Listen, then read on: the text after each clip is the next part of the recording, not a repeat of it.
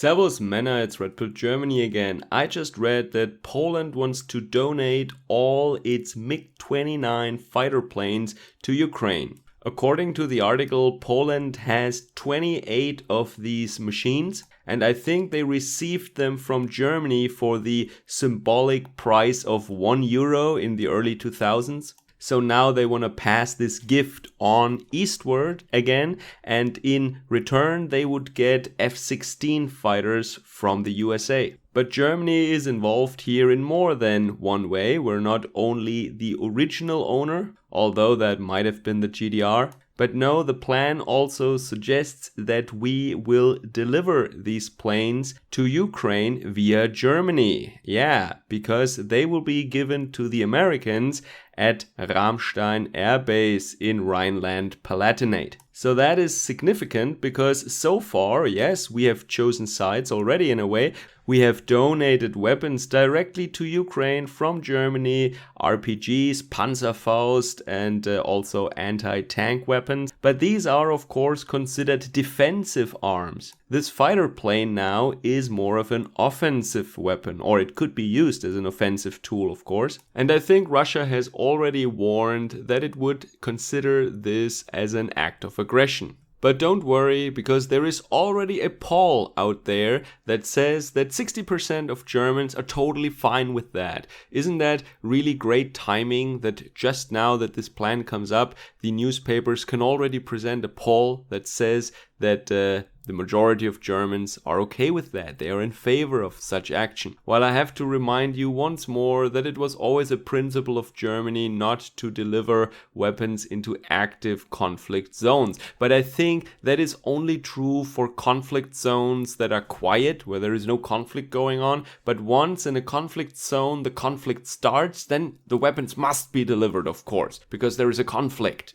But still, generally, we do not deliver weapons into conflict zones, only if there is a conflict going on there, because then it's really necessary, you see. And no one is bothered by the fact, of course, that the Green Party is still in September. Oh, what was there? Oh yeah, the last election campaign. Yeah, in last September, the Green Party went on campaign with billboards saying, no weapons into conflict zones, with this stupid dove on it. Yeah, that changed really quickly. So it is quite interesting. A lot of people have been calling for that in Germany. They have been saying, oh, we should give them planes and stuff like that. But it is not that easy. You cannot just give another country a warplane or a fighter plane or something like that, because you need trained pilots for that. And in this case, it would work because the article says at least that Ukrainian pilots are trained in the MiG-29, so they know how to operate this kind of plane, so that's already a prerequisite out of the way. But I was really rolling my eyes and shaking my head at these commentators that said, oh, why don't we just give the Ukraine fighter planes?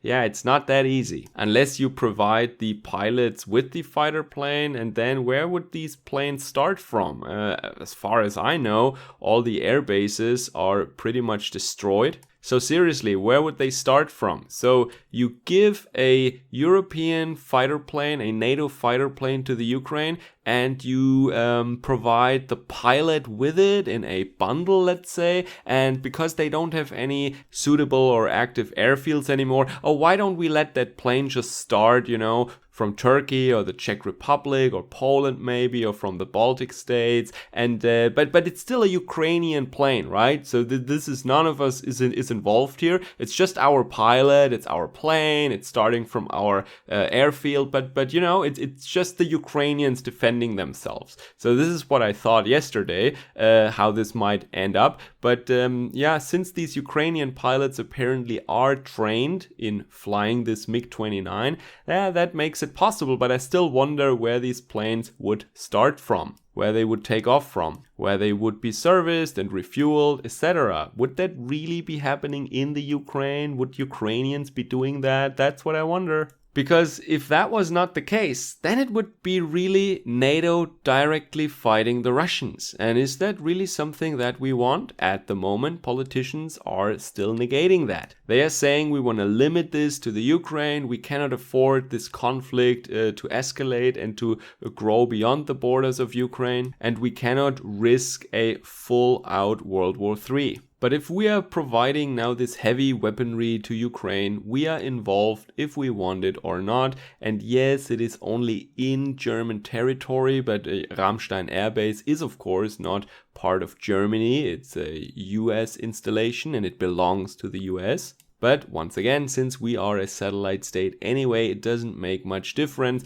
Might as well be a German airfield, a German airport. Doesn't really matter in the end. And this comes at a time when more and more activists, fake journalists, and all these sock puppets are calling for a no-fly zone over Ukraine, as if that could just be decided in the West, you know. Maybe the UN should vote on that, or maybe the German Bundestag should declare a no-fly zone. A no-fly zone is normally something that you declare when you have the superiority in arms, when you have air superiority and you have advanced air defense, and you can just take down all the enemy fighters easily. But that is not the case with Russia, because this battleground, Ukraine or Eastern Ukraine, that is directly at their doorstep, where they have the radar, where they have their air defense. It is not that easy to just declare a no-fly zone. And once you shoot down a Russian plane,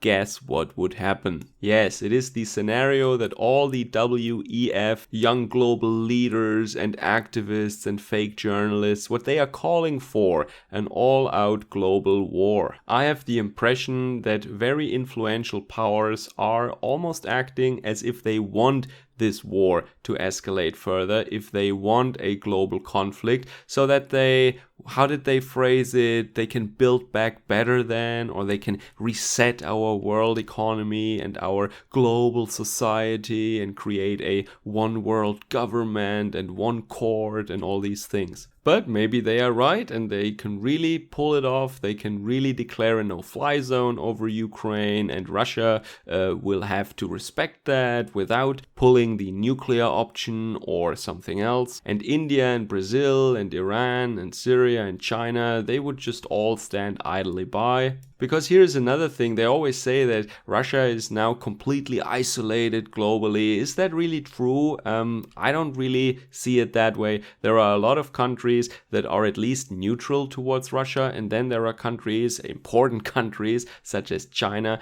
that are actively backing them up and demonstrating their loyalty and their support for what Russia is doing right now. I see it more that way, that yeah, there are maybe some neutral countries, but there are a lot of countries that would be in Team Russia, and then there is NATO basically, or the West. And I wouldn't want to dare to make a prediction of in a hypothetical conflict who would come out ahead or who has the better position to start from in a worldwide prolonged conflict scenario. Anyway, it is just my impression that a lot of people really want this to escalate, and they're doing everything in their power, and in my opinion these are very stupid ideas that they're putting forth. And especially we here in Europe, we should be very careful when we look at these suggestions that are made in the USA, because they are far away. They don't have to deal with any of the fallout. They don't have to repair any of the damage. They are rather safe and secure in America with two oceans on either side in between. And it is really us who, as most of the time when they are going on a misadventure, have to deal with the consequences. And in a manner of speaking, we have to mop up afterwards. Anyway, let me know what you think about that in the comments down below. Take care, servus, Kameraden.